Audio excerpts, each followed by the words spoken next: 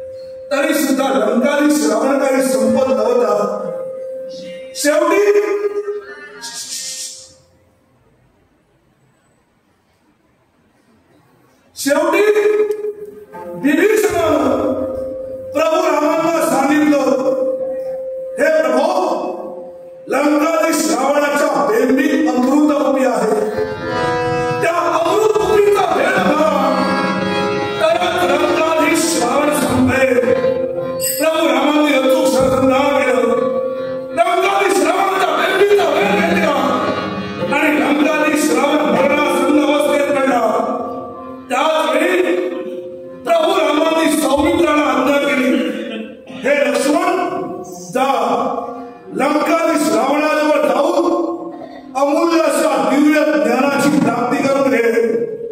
त्यावेळी लक्ष्मण प्रभू रामांना प्रश्न करतात आला, हे प्रभो, लंकाधी श्रावण अधर्मी आहे, लंकाधी श्रावण पापी आहे, लंकाधी श्रावण बलात्कारी पुरुष आहे, असा कुकर्मी रावण सौमित्राला ज्ञान तो काय देणार?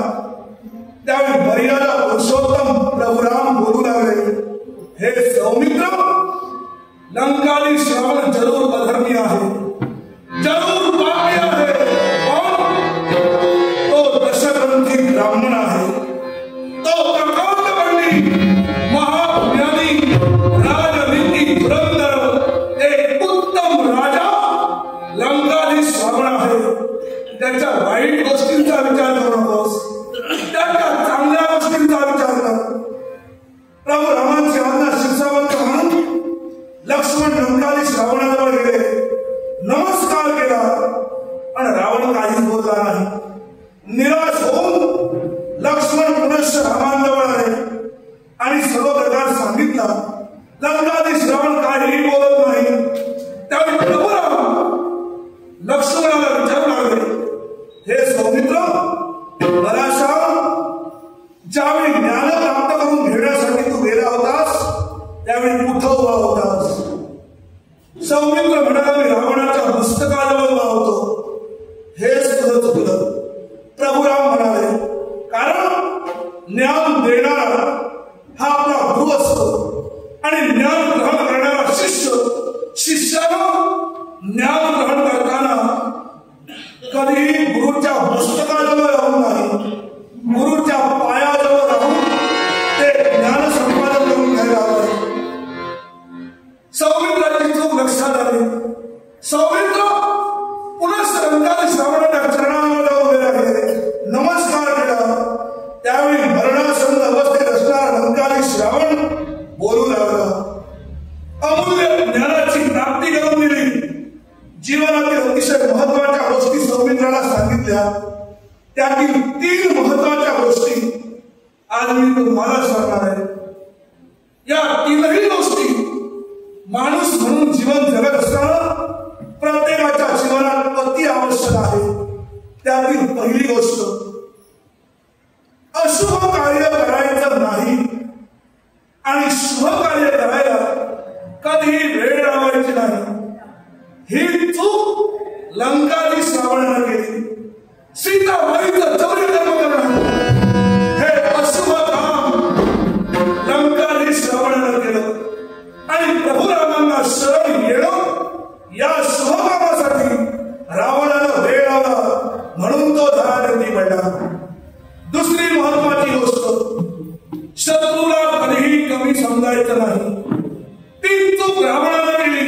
रावण विचार करू लागला, श्रीरामांसमोर ही माकडं आहे, ही माकडं माझं काय वाकडं करतील, या भ्रमात लंकाधी श्रावण राहिला।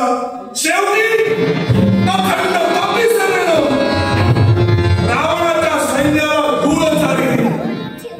तिसरी अतिशय महत्वाची गोष्ट, ती तिसरी गोष्ट कोणती?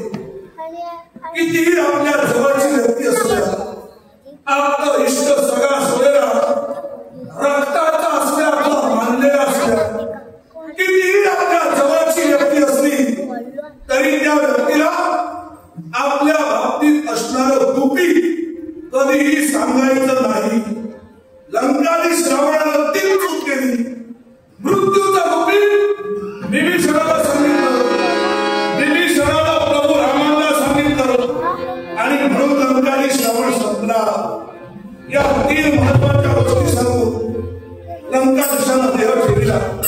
सीताबाईची मुक्ता झाली, प्रभू राम अयोध्येत आले आणि प्रभू राम राजा झाल्यानंतर त्यांच्या जीवनात